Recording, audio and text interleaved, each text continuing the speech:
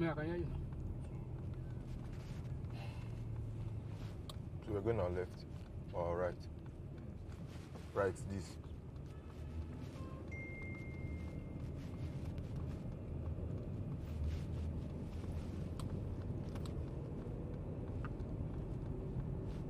Hello?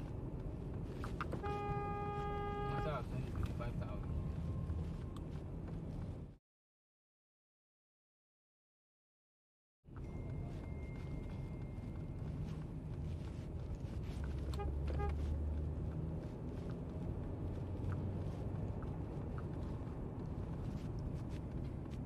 Where? Where?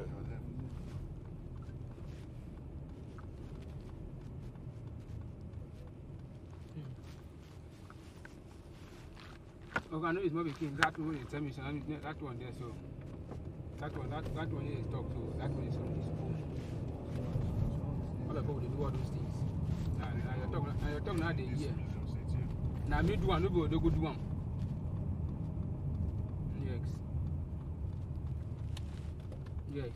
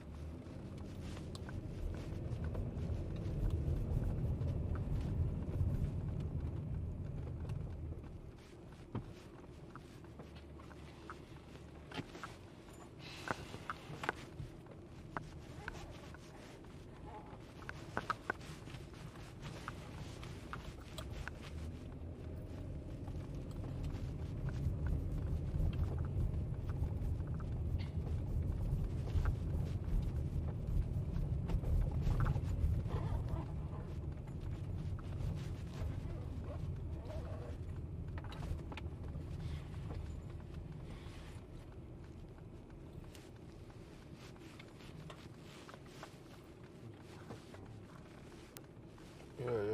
We're at the museum right now, and just driving in at this moment. It's an interesting thing to be at the museum in my city.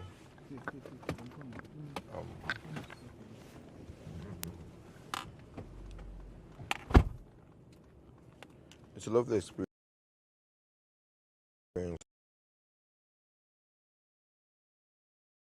Really step in and enjoy.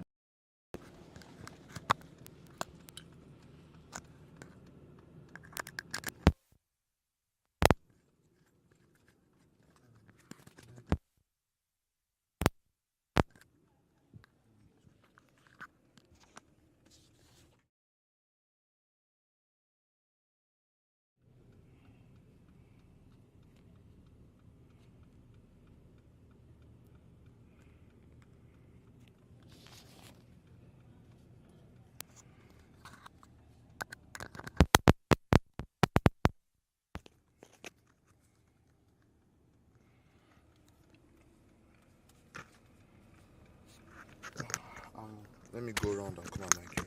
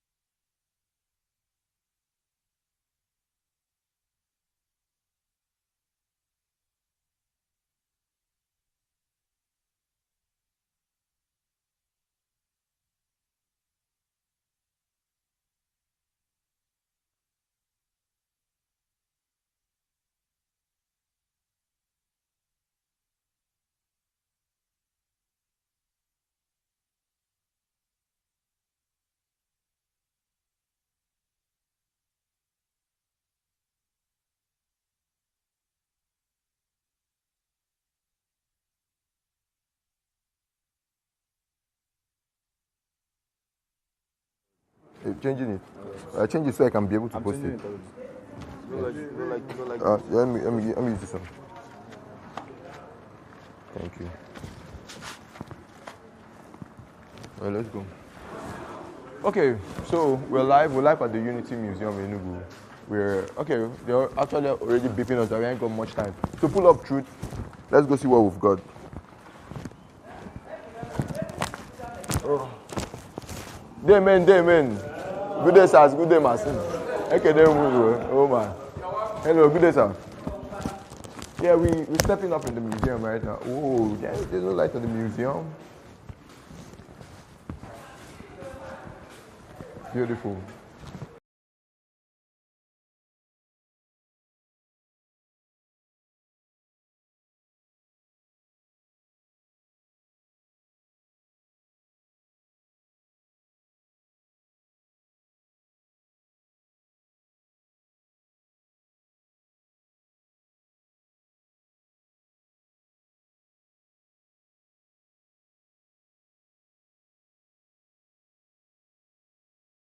To see, it's going to help you to understand it. Great. Now, I'll start by telling you a story of an event that happened in 1938.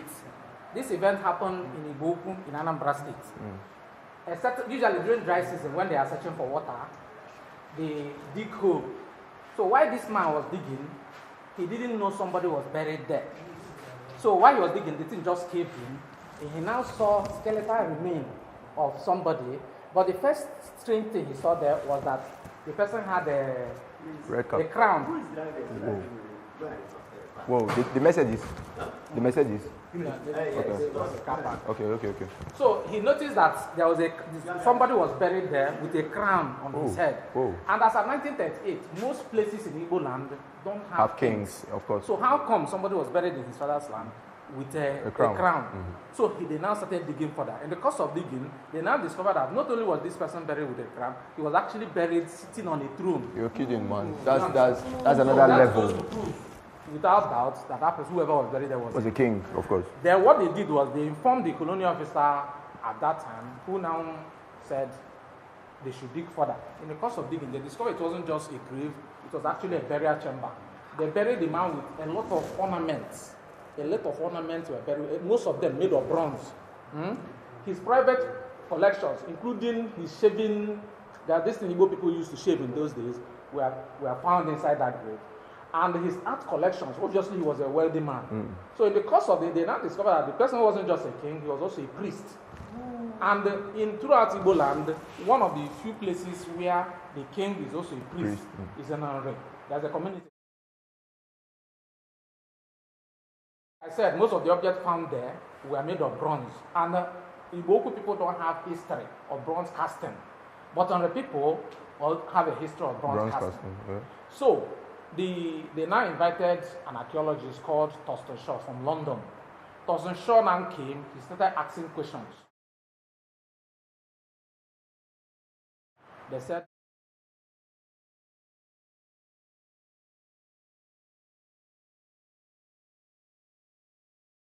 they now said yes, because the Igbo man's concept of death before Christianity came was that death is not final. That after death, we reincarnate. The person, of course. Yeah, the person, first of all, joined his ancestors. Of course. The same person can also reincarnate. Of course. So that explains why they bury people with some aspect of their wealth. Of course. So in the next life they will not lack. Yeah. So, but what beats the archaeologists was how complicated some of those bronze objects were. So that it's not possible for them. They couldn't believe, conceive in their heart, that Igbo people had the technology to build such thing like that. If you look behind you, you see a sample of what was found inside that grave. Those are real pot. Incredible. It's so sophisticated that even till today, some people are finding it difficult to make, to produce it. Yes. Yeah. So what Thurston Shaw did, the archaeologist, was to take some of these objects down to London, where they did the radiocarbon dating, and they now show that those things were produced 1,200 years ago. What? But the interesting thing, which is the reason why I'm telling you this story, was that some of his art forms they found inside there, art for the traditional Igbo people is not just about beauty. You know, you can collect an artwork because it's fine, use it to embellish your house. Of course. But they were using art as pictograms. They were using it to tell stories about themselves. So obviously, an artist was using the artworks, telling stories about this particular king. Are you getting it now? Yeah. So since carbon dating have already placed those objects to be 1,200 years ago, so what they found inside that grave is what is now giving us a clue about the history of the Igbos. Yes, the 9th century Igbo society. Incredible. So that, in a nutshell, is what we've got here. Yes. So some of the objects we are going to see here, we are recovered from that grave. But because this is a national museum, we now have objects from other parts of Nigeria. That's why we divided the exhibition into 3. The first one is the National Unity Gallery. National Unity Gallery. This is where you see objects from different parts of Nigeria. We tried as much as possible to gather a couple of impressive artifacts. To cover many ethnic groups as possible. Then the second exhibition is Igbo World View. This one now narrowed down to the history of Igbo people. Okay. Then the last one is Enugu, the coast city.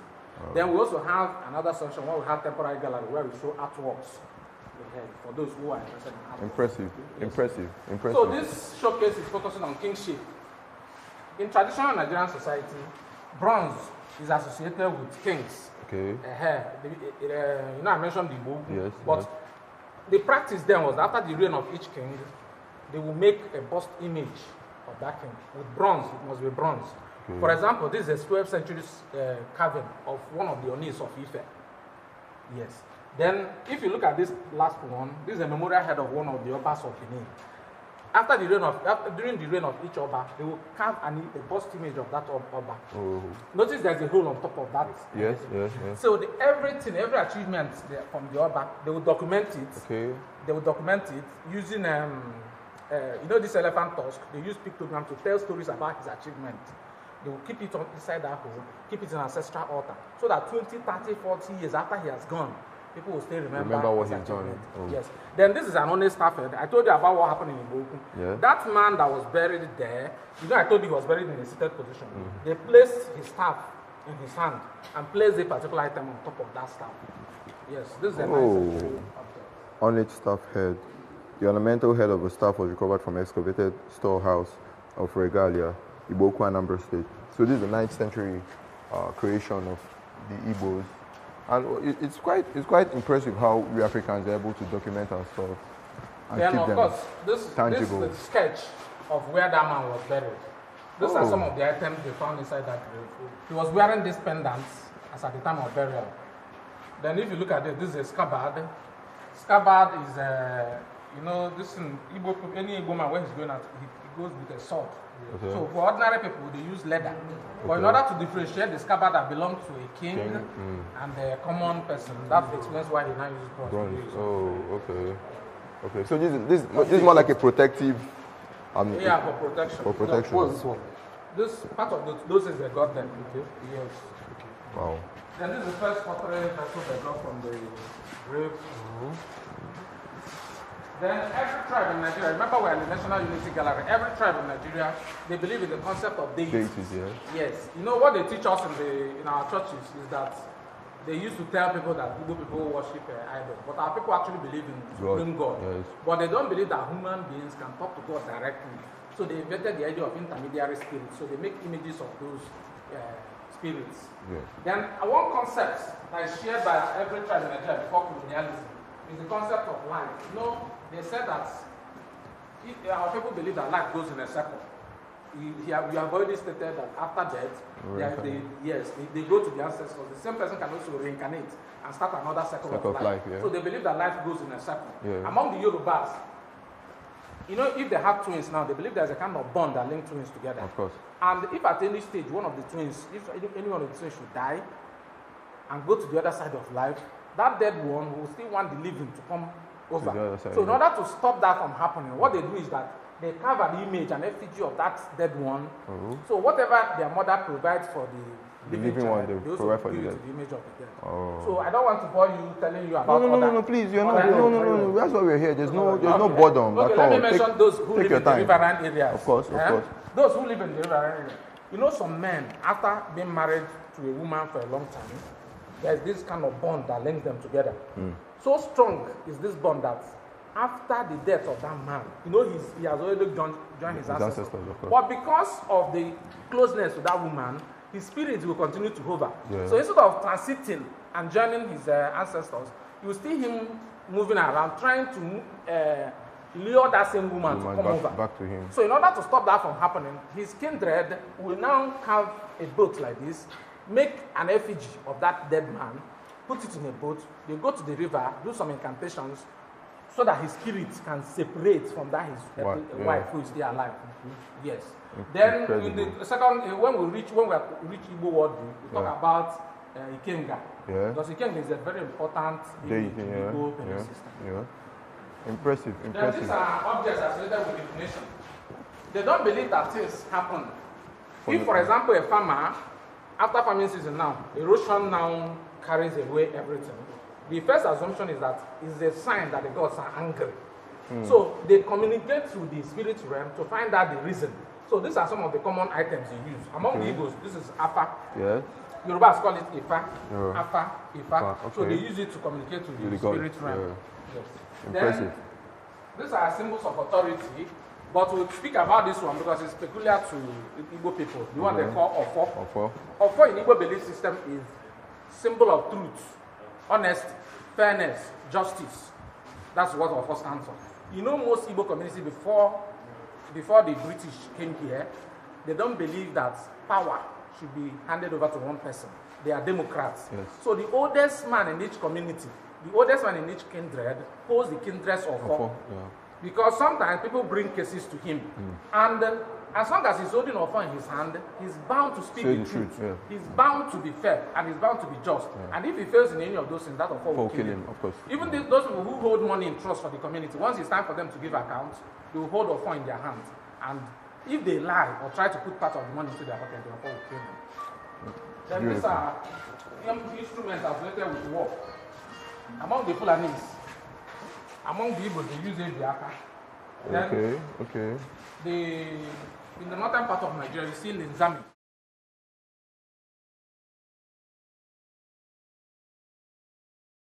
The advantage in the Enugu is a charm garment. Usually the person wearing it will stand in front. If things get bloody,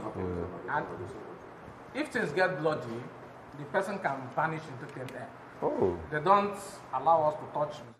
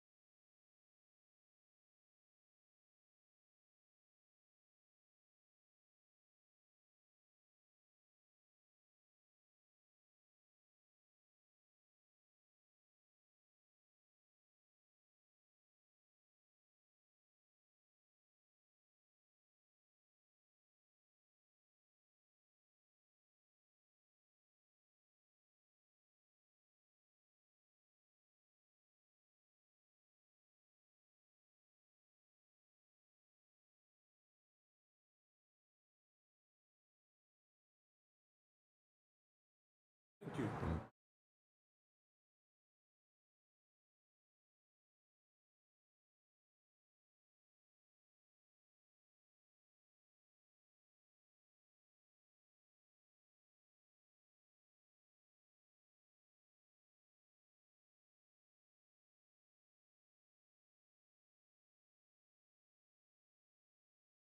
Enough ammunition to execute the war. So, but in desperation, young Igbo men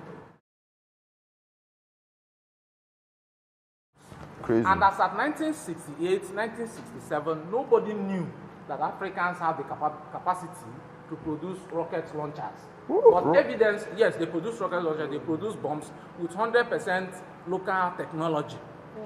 Yes. So, but because immediately they started bombing in Nsukka when they noticed they have started producing rocket launchers, they moved from Nsukka to Ogu, where they now have NYSC orientation camp. When they started bombing Ogu, they now moved to Umuahia and now built an underground bunker where they are hiding those ammunitions. But because they couldn't produce it in large quantity, they lost the war. Of course, they surrendered. But because young people like you who are not born, we had to set up a museum and call it National War Museum and display evidence of those things they produce. So that even if tomorrow somebody tells you it's not true, you can actually go and see for yourself.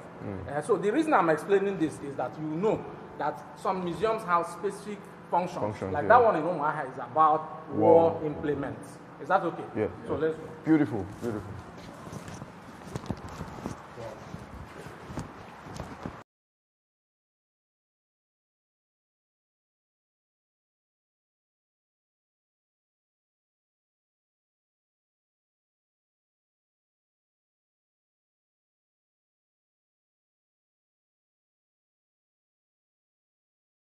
Farming season there.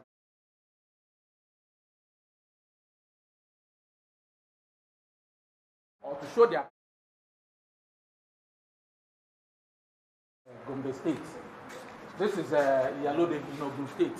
Wow. Yes. Isn't it interesting that multiple ethnic groups in Nigeria almost have very similar beliefs? They have, in fact, that's what, if, like, for example, among the Igbos, you know, we used to say Ikenga. It's peculiar to Igbo people. Yes. But we later discovered that among the Benis, they also have Ikenga Bo. Yes. Among the Igalas, they have Okega. You can see there's similarity. And it's exactly the same functions of this whole The same functions. The same function. Yeah, Thank you. You are paying attention. So the essence of setting up the Unity Museum is to show that many years before the Europeans introduced Christianity in southern Nigeria, many years before the Arabs introduced Islam in northern Nigeria, that all these ethnic groups, they have cross-cultural link. That's what this museum wants to establish. Yes. It's quite impressive how the connection of the whole cultures intertwined. Crazy, very crazy. There's so much I think we in the education department, what we now do, because what you are looking at represent the arts of our extinct population, that people who live in the past. Like those ones I show you in the first gallery, they are evidence of what our people produced 1,200 years ago. Are you getting it now? So the education department, what we decide to do is to go a step further. So instead of just relying on the artwork of artists of the past, we are now bringing artists of the present, trying to use art to promote intercultural dialogue. Impressive. Like if you go, we have a website, www.artsfordialogue.com.ng. If you go there, you see some of our contemporary artworks that we're using to tell the modern stories. Beautiful.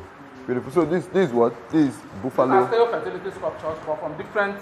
This is a plant among the Nasarawa plants. Wow. And this is Pahet.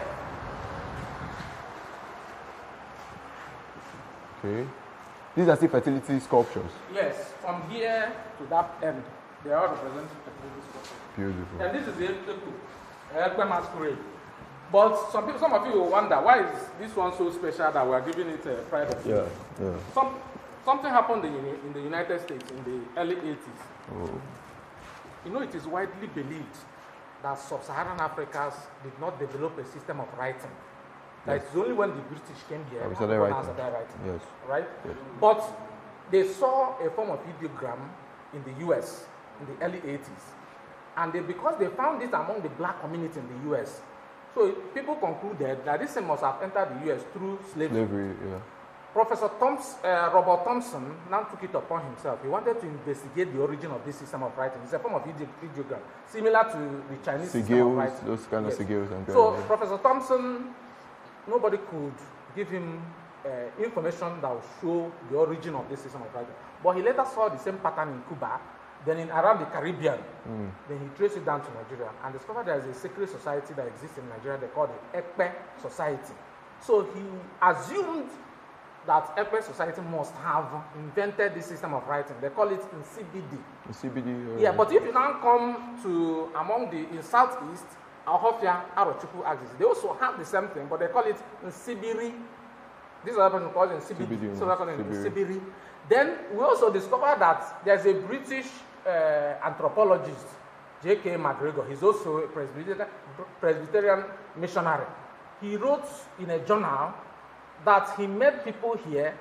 This journal was published in 1927. That he saw people writing in Igbo land.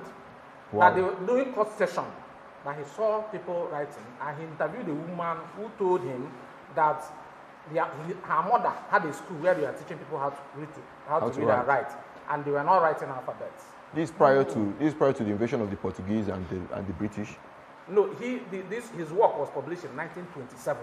Yeah, but his discovery came before slave trade. Yeah. What he was trying to say is that these people already have their own system of writing prior to the invasion of the whites. Yes. Okay. That's okay. Then this is the opening figure. No, but back to this. Why? Okay, based on the Epe group, this is their this is their masquerade. Yeah, the major. They act as social control agents. They act like police. Okay. So the Epe group. Okay. So because the people are now associating the Epe group within CBD. Okay. So, that's why we have this. Yes, Professor Thompson later published a book. He called it Clash of the Spirits. He published it in 1983. Yes, for those who want to look at the book. Okay. Yeah. Epe call. And this is the Onile. It's the middle figure at the center of Ogboni University. Oh. Then this is Gelede. Virtually every tribe in Nigeria, they believe in the concept of, they believe they are witches. But among the Yorubas, they believe that witches, their power can be harnessed and be used for good. Yes. So that gave rise to the concept of Gelede. Then this is the moment. Is this Onile, is it built after feminine or masculine, or is it feminine? Okay, it's feminine. It's feminine. Okay. Yeah, like I said, that's the major figure at the center of Ogboni worship. Yeah. Then this is the, from here we are now entering the Igbo world. Okay. This is the way Igbo people build their house. Yes. But the first thing you notice about the Igbo man's house is the doorpost. The doorpost. The doorpost will tell you the social level of the owner. That is rich or not. Yeah, if it's rich or not. Yes, if it's a rich man, you are likely to see an elaborately carved doorpost. But if it's a poor man, you use just one chunk of wood. Okay. But no be today oppression starts. No be today farmer begin see something. But as archaeology has told us, if you can see, if it's possible now to see your great grandfather, his doorpost, if he has ever killed a tiger, you see they will carve an image of a man killing a tiger. So because they leave evidence in their arts. So it's not helping us, those of us who are interested in history, if we want to know what happened in the past, you naturally have to get in touch with what they left behind. So when you because science can now tell age of that object. If, for example, we want to know about his great-grandfather and we're able to get his doorpost, so we check the age of the doorpost. The age of the doorpost will now give us a clue about the time or the era that his grandfather lived. Oh. Impressive. This is Igbo bedroom. This is where they pack their clothes. Of course. That item with number 6 is what they use to iron their clothes. When we go to Galarifa, I'll show you the kind of clothes they wear. I saw this in our village. My grandma used to use the masses. But this built with block, not mud. Is this mud? No, it's mud. This mud, but it's cemented mud. I don't know how they did it, but that's what I don't because of Oh, okay, and okay. Of course, this is a stack of tubers. Yeah, they call it yam band. Yeah. You see, they also use it to measure wealth. Yeah. A wealthy man, they can see that this is 4 rows. A wealthy man may have up to 30. So if you are saying you are rich in those days, what will show your wealth is yam. Yes, yam.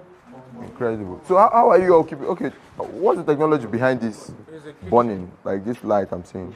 No, it's an illusion. Okay. Like that. So, then, do we have anybody here who is not Igbo? Okay. So there's something we need to know about Igbo people. If you are very observant, Igbo people have this tendency they mix up easily with people of other tribes. If you go to Ukraine now, even with the war, Igbos are there. So, but somehow they don't forget their place of birth. True. Yes. They have this attachment to that to place home. where they are. Yes, to home. So sociologists are now wondering, why is the Igbo man so attached to that his place of birth? Some people are insinuating it may not be unconnected with ritual practice they do at the time of birth. at the birth of each Igbo child, the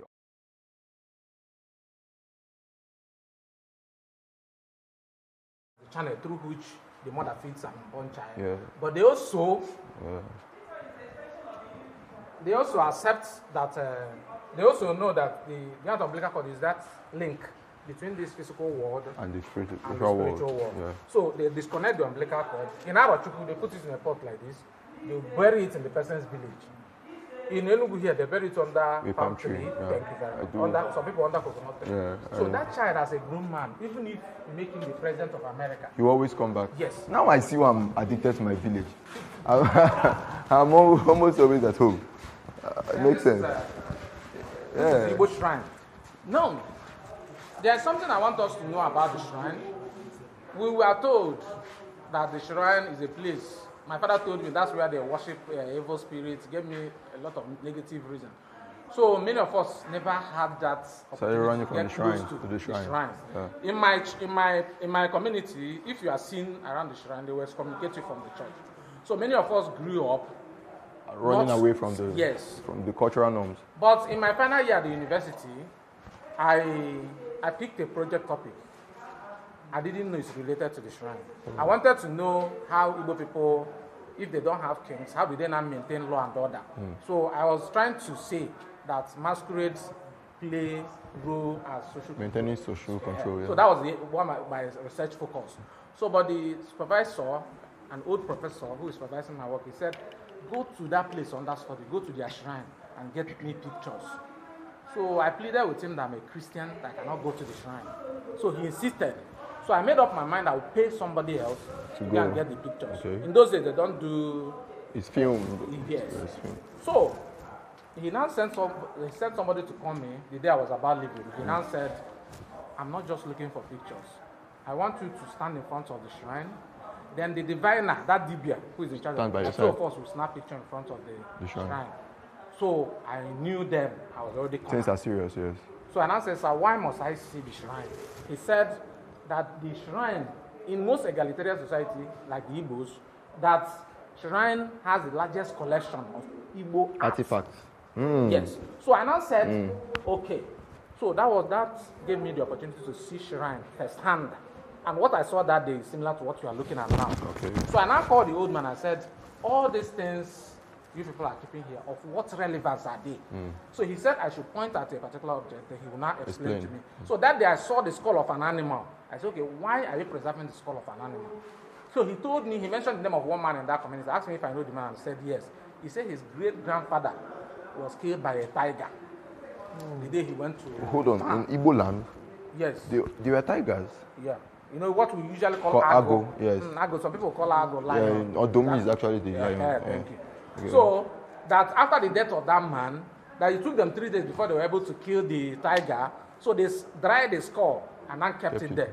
So I asked, okay, for what purpose? He said, if they hadn't preserved that skull, that I would not have known of an event that happened many, many years before I was born. So that was when I now realized that close to 60% of what they have inside that shrine have stories historical attached values, to them. Yeah. So, and anytime they are doing this, you know, Igbos have this age grade system. Once they want to bring in another age grade, they will take them to the shrine and they will tell them stories attached to each object. In that way, everybody will remember collectively. Yeah. So I now say, okay, that's a very good idea. But why shrine? Couldn't you have kept it somewhere else? He said that shrine is the only place where you can keep something and nobody will steal it. Yes. And I now discovered that even among the Yorubas, where they had kings, anything that is important to the history of the Yoruba culture, they put it in the shrine. No, not in the shrine. In the palace of the Oba. Okay. Because that one is always guided. Yeah, and that explains why in the Benin Kingdom, all the objects were found in Oba's palace. And that was where the British were able to take it everything. in 1897. Take everything. Sorry, 1897, during that punitive expedition. Yeah. So, but the Igbos, because they don't have kings, most of them now keep it inside the shrine. And that nobody will steal from the shrine. Of course. Are you getting it? So that was when it now occurred to me that people already have the vision, an idea of the museum, of preserving objects that are important to history. Are you getting it now? So let's move on. Sorry, are these custom made for the museum, or are these except gotten from multiple shrines? Yeah, most of them are from shrines, from donations, but those are not. These are ancient objects. Yes, Ngwa, that's Abba. Yeah. Right. No, in the first gallery we talked about Ofo. I told you that Ofo is a symbol of truth, Yes. honesty, fairness, and justice. In those days, if you are, even till now, if you are doing business with an Igbo man, and you want to be sure he's not telling you the truth, then you make him hold Ofo in his hand. As long as he's holding Ofo, he will not lie to you, he will not deceive you. Yes. Then these are varieties of Ikenga. Can you please come explain Agbo? Agbo is one of the, actually all those images you are seeing here are associated with the diviners. These are things they hold. Yeah.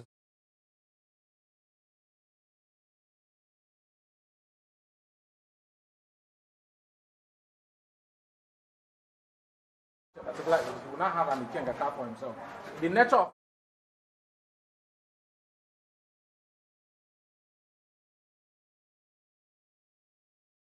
holding human head.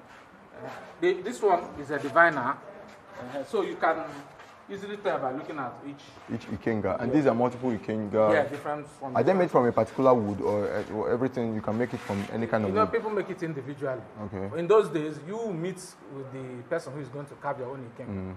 So another person may meet with a different carver who will now do his own Ikenga. Okay. Okay, we have Suka wood, also one. Okay. Multiple interesting things.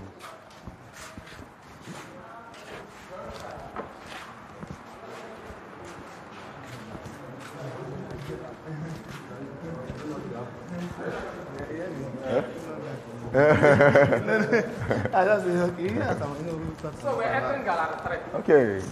In Gallery 3, we are going to look at the social and political life of Igbo people. Social and political life of Igbo people. You know that when Nigeria came under colonial rule, the first challenge the British had was that, Nigeria is so big. Yes. They don't have of Nigeria. Okay. But when they came to the north, they discovered that the Hausas already have like a king. The Yoruba is there. So they now decided, why don't we now rule these people through those authorities they already recognize? Okay. So that was how they introduced the indirect rule system. Yeah. So, but when they came to Igbo land, they discovered that most communities in Igbo land don't have kings. Igbo, where is it? Yes.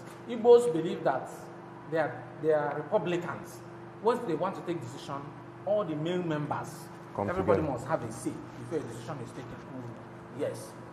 So, but the British have already started the indirect rule system. That means it will go around. So what they now did was to appoint what they call warrant chiefs. Yes, warrant chiefs. Because Igbos are not used to taking order from an individual, the Igbos now rebelled against the British. And that was what led to that HRO. Yes. But where they were.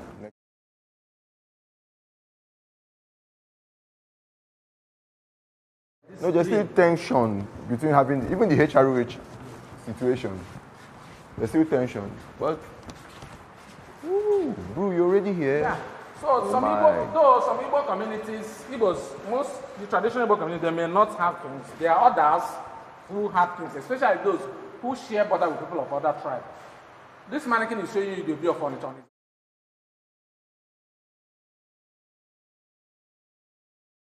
The schemata, the royal schemata. Yeah. If you have ever seen the Oba of Benin going out, he has that. He holds something like this. So other places like Henry, the Eze Henry has always been there. If you are reading the history of Igbo land, there has always been an Eze Henry. In fact, some people are saying that the history of Igbo starts from around there. Yeah. Yes. Yeah. So, but the vast majority of Igbo... Henry is different from Erie, correct? They said, thank you. Somebody said they are linked. Okay. They have ancestral links. Okay. But why a lot of people talk about Henry is that the Eze Henry is still much more visible. Okay. Yes, today. And the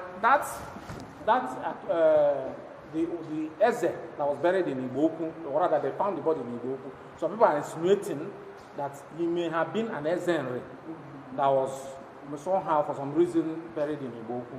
Igboku is located in Enugu. No, in Anambra. In fact, so, very few kilometers from Okay. Then the Obi of Onitsha, was this post-colonialism or before? Did Onitsha always have Obi? They have Obi, but the difference is that the tradition is something they borrowed from Benin. In fact, an aspect of their culture, they also got it from Igala. They have a blend mix. Yes, yes. Like I would have shown you that masquerade in First Gallery. It's part of they call it Mwad.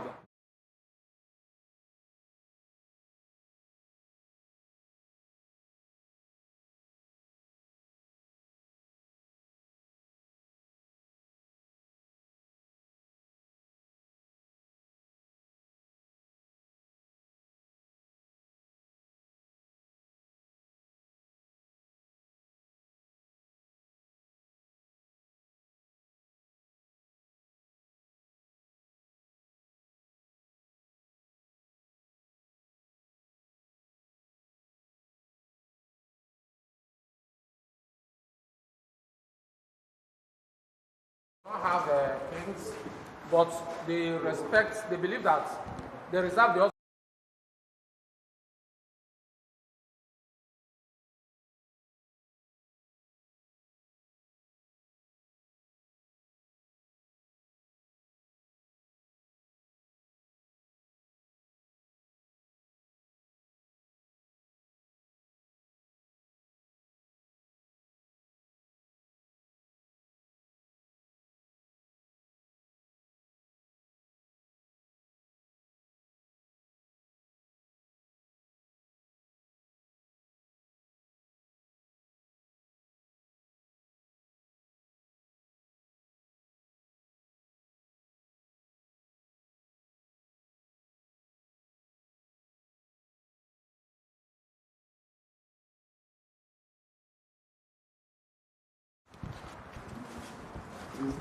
This one is not the Savannah Port.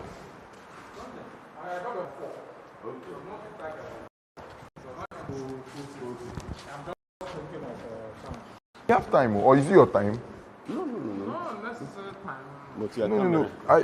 Okay, no, it's fine. I'm I'm willing to move. Gallery will not. I'm willing to move our flight because what I'm learning here makes sense, and we don't have the opportunities to learn these things every time. The masquerade, like some people are asking in pre-colonial Igbo society, you know that person who is the Oba or Oni among the Yorubas, he has absolute power. For example, he has the power to sentence somebody to death. So, but among the Igbos, we have one person.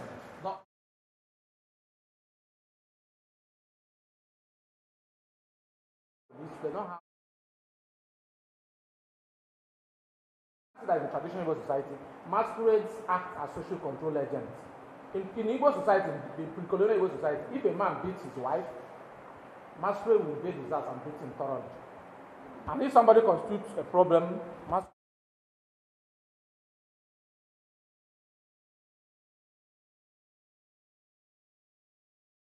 entertain the people. Another function that masquerade act as judges.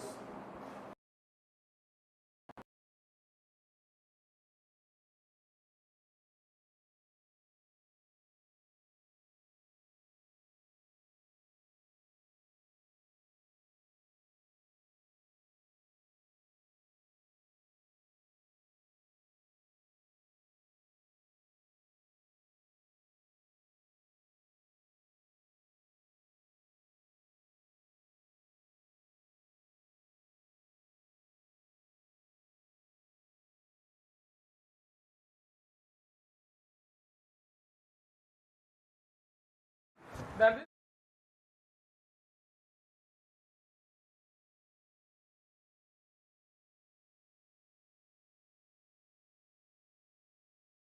schools. Who don't pay, like if the community have a levy. We have a Vuvu here. Jealous king of masquerade. Yeah, It's a very colorful man. beautiful one. Shout out to Huziel of Africa flavor. Yeah, yes.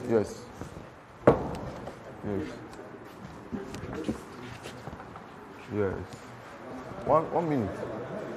I know. Let me see the photos here.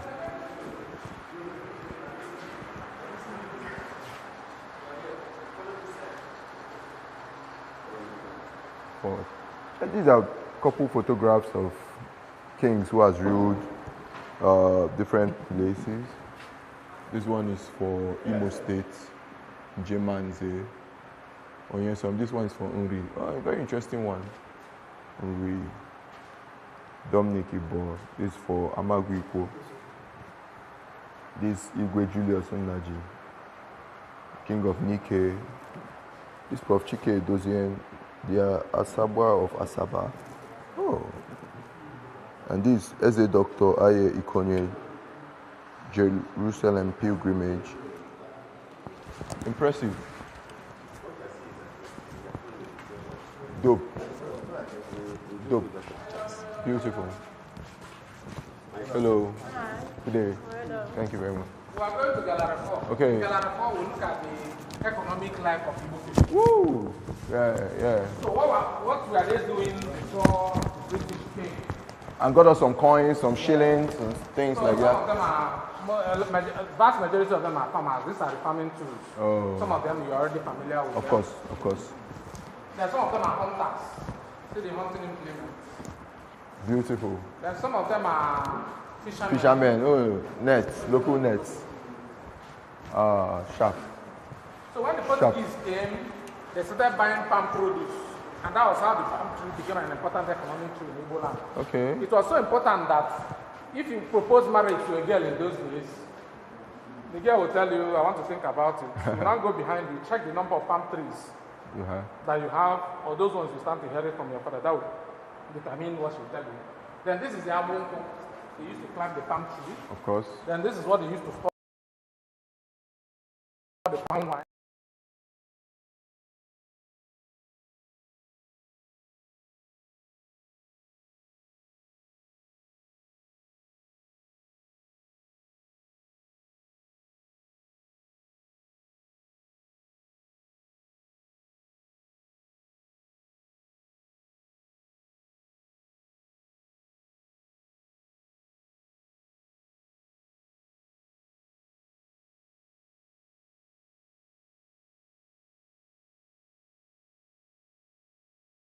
Okay. So the residue they will heat, Okay. add oil to That black paste soap. like yes. Yeah, it's yes. black But soap. that's the process of saponification. Yeah.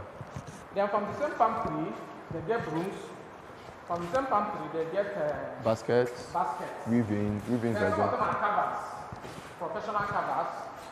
See the carving tools, see the handwork of the carver. Oh. Then some of them make potters, they make pots, they make plates. Then virtually every Igbo family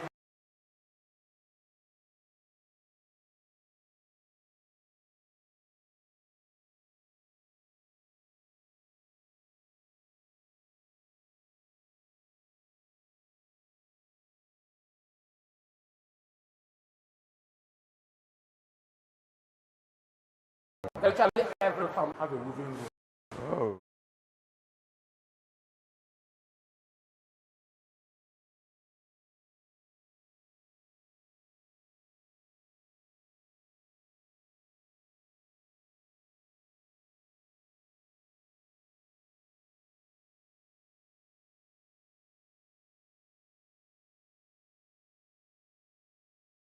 When the sun is very hot, the seed will blow up. You get something like cotton wool. So they get it in their hands, they keep doing it like this. That's how they get the thread. Okay. They dye it.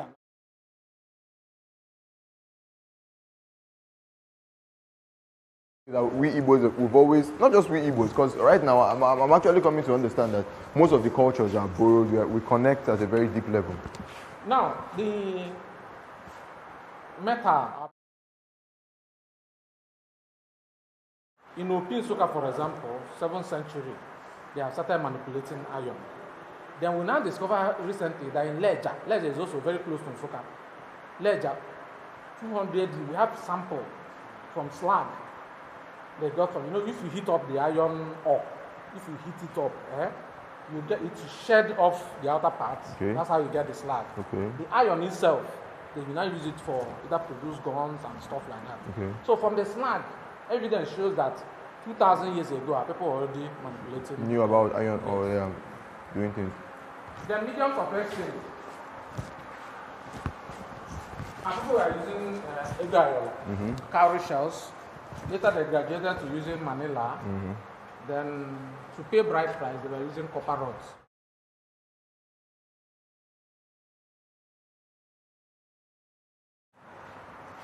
and bottles, Empty bottles. empty bottles to buy humans. Yeah.